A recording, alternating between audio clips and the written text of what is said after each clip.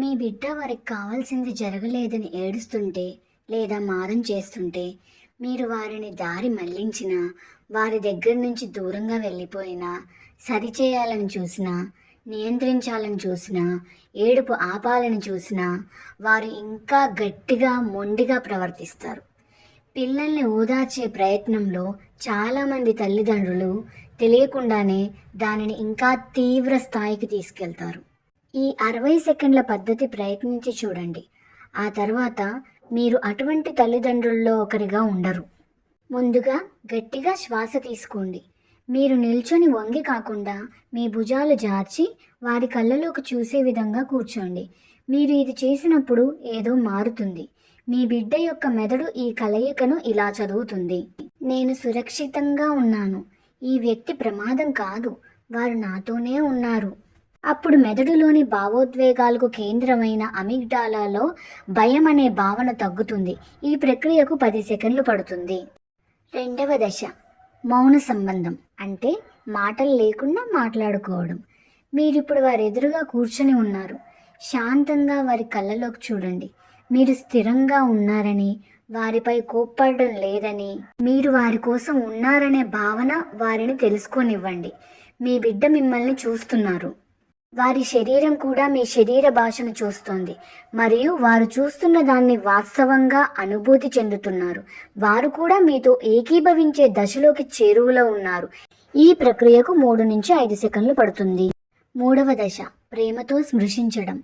మీరు ప్రేమతో వారి చేతిని పట్టుకోవచ్చు లేదా వారి భుజం మీద లేదా వీపుపై చేతిని ఉంచండి. కొంతమంది పిల్లలు వెంటనే దీనికి స్పందిస్తారు, మరికొందరికి కొద్దిసేపు అవసరం అవుతుంది, మరియు కొంతమంది స్పర్శను అస్సలు ఇష్టపడరు. పర్వాలేదు, మెల్లగా మీరు అలవాటు పడతారు. వారు మీ ఉనికిని గుర్తిస్తారు. అప్పుడు వారి మెదడులో ఏం జరుగుతుందంటే, మీ ప్రశాంతత, ప్రేమతో కూడిన స్పర్శ వారి మెదడుకి సంకేతం పంపుతుంది, ఇది తట్టుకోగలిగినదే అని. మీరు సురక్షితంగా ఉన్నారు, నేను వెళ్ళడం లేదు. చాలా వరకు పిల్లల మొండితనం, ఏడుపు ఇక్కడే తగ్గిపోతాయి. వారు వ్యతిరేకించడం ఆపేస్తారు. ఎందుకంటే వారు ఒంటరిగా లేరని, మా బాధని గుర్తించేవారు ఉన్నారని, ప్రేమగా దగ్గరికి తీసుకునేవారు ఉన్నారని వారికి నెమ్మదిగా అర్థమవుతుంది. ఈ ప్రక్రియకు 10 నుంచి 15 సెకండ్లు పడుతుంది. నాలుగో దశ వారి భావాన్ని అర్థం చేసుకోండి. ఇప్పుడు మాత్రమే మీరు మాట్లాడండి, కానీ వివరించడం లేదా ఉపన్యాసం చెప్పవద్దు. మీ బిడ్డ విరిగిపోయిన బొమ్మ కోసం ఏడుస్తున్నాడు. మీరు 3 దశలను పూర్తి చేశారు. ఇప్పుడు మీరు ఏం చెప్పాలంటే, ఆ బొమ్మ విరిగిపోయిందా, అయ్యో, మరియు మీరు నిజంగా అందుకు బాధపడుతున్నారని వారికి తెలియాలి. మీ స్వరంలో ఎలాంటి తీర్పు ఉండకూడదు. ఇక్కడే ప్రతిదీ మారుతుంది. ఎందుకంటే మీ బిడ్డ నన్ను అర్థం చేసుకున్నారు అని తెలుసుకుంటారు, సరిదిద్దినట్లు కాదు, అర్థం చేసుకున్నారు. ఒక పిల్లవాడు తనని అర్థం చేసుకున్నారని గుర్తించినప్పుడు ఇంకా అరవాల్సిన అవసరం తగ్గిపోతుంది. ఈ దశలో ఒక్కోసారి ఏడుపు కొన్ని క్షణాలు ఎక్కువ అవుతుంది. అది మంచిది. అది వారి బాధను మొత్తం బయటికి వచ్చేలా చేస్తుంది. అది నిజానికి పెరగడం కాదు, వారి మెదడు ఇదంతా అవగాహన చేసుకునే క్రమం. ఈ ప్రక్రియకు 10 నుంచి 15 సెకండ్లు పడుతుంది. ఐదవ దశ ఇద్దరూ కలిసిపోవడం. చివరిగా మీరు వారిని తదుపరి క్షణానికి ఆహ్వానించండి. ఇది ఆదేశం కాదు, ఆహ్వానం. మీరు వారితో ఇలా అనండి: మనం కొంత దీర్ఘంగా ఊపిరి తీసుకుందాం, నువ్వు సిద్ధంగా ఉంటే మనం దీన్ని పరిష్కరిద్దాం అని చెప్పండి. ఇలా చేయడం వల్ల మీరు వారిని శాంతపరచడానికి దూరంగా పంపడం లేదు, మీరు వారిని ఒంటరిగా వదిలేయడం లేదు, మీరు వారితోనే ఉన్నారు. ఇది వారికి ముఖ్యమైన విషయం నేర్పుతుంది. నేను భావోద్వేగానికి గురై తీవ్రమైన బాధలో ఉన్నప్పుడు నేను ఒంటరిగా లేను, నాకు ఈ బాధలోనే ఉండిపోవాల్సిన అవసరం లేదు, మీరు ఇంకా వారితోనే ఉన్నారు. అప్పుడు మీరు మీ బిడ్డ దీని నుంచి బయటపడతారు. గొడవ, బాధ, మొండితనం, అరుపులు తగ్గిపోతాయి. అల్లరి తీవ్రత ఆందోళన నుంచి సంయమనంగా, ఒంటరిగా ఉండటం నుంచి అనుబంధంగా మారుతుంది. ఈ ప్రక్రియకు 15 సెకండ్లు పడుతుంది. దీంతో 60 సెకండ్ల ఈ పద్ధతి పూర్తవుతుంది. క్రమేపీ మారం చేయటం మరియు దాని తీవ్రత తగ్గిపోతుంది. ఇది మీరు నియంత్రించటం వల్ల జరగట్లేదు, వారి మెదడు ఈ ప్రక్రియను నేర్చుకోవడం వల్ల జరుగుతుంది. మీకిప్పుడు ఒక అనుమానం కలగొచ్చు: ఈ పద్ధతి పనిచేయకపోతే? నేను చెప్తాను, గుర్తుపెట్టుకోండి. మొదటి రోజు ఈ పద్ధతి ప్రయత్నించినప్పుడు మీ పిల్లవాడు గట్టిగా అరవచ్చు, ఏడవచ్చు.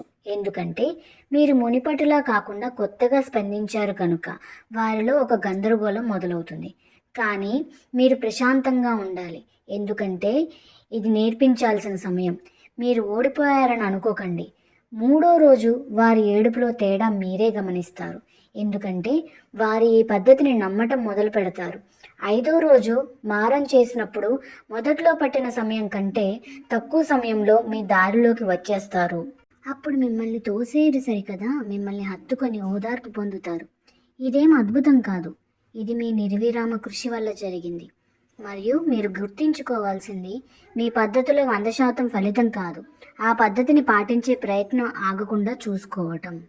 6 నెలల్లో మీరు ఎంత తేడా గమనిస్తారంటే, ఉదాహరణకి మీ పిల్లవాడు స్కూల్ నుంచి రాగానే బ్యాగ్ విసిరేసి ఏడుస్తున్నాడు అనుకోండి.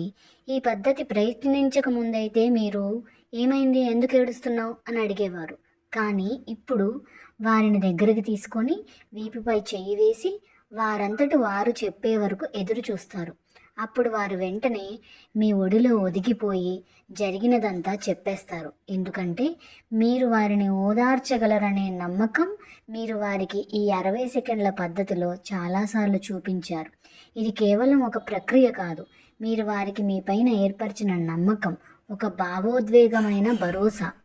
అందుకని గుర్తుపెట్టుకోండి, ఈసారి మీ బిడ్డ బాధపడితే, అది బహుశా ఈ రోజే అయితే, మీరు ఒక కొత్తదనాన్ని ప్రయత్నించండి. దానిని సరిచేయకండి, ఆపవద్దు, నియంత్రించవద్దు. కేవలం ఒక క్షణం ఆగండి. ఎదురుగా కూర్చొని వారి కళ్ళలో కళ్ళు కలపండి, వారి భుజాన్ని తాకండి, వారి బాధని మీ బాధగా భావించి అందుకు అనుగుణంగా మాట కలపండి మరియు కలిసి ఊపిరి పీల్చండి. ఒక టైమర్ ఏర్పాటు చేసుకుని గమనించండి, ఇది ఎంత వేగంగా పనిచేస్తుందో చూడండి. ఇక మీదట మీ బిడ్డ తాను ఎందుకు మారం చేశాడో, ఎన్నిసార్లు మారం చేశాడో, దేనికోసం మారం చేశాడో గుర్తుపెట్టుకోడు. కేవలం వారు తీవ్రమైన బాధలో ఉన్నప్పుడు మీరు వారిని ఎలా ఓదార్చారో అది మాత్రమే గుర్తుపెట్టుకుంటారు. మీరు మీ పిల్లల్ని ఎలా సముదాయిస్తారో కామెంట్ సెక్షన్లో తెలియజేయండి. వీడియో నచ్చితే లైక్, షేర్, సబ్స్క్రైబ్ చేయండి.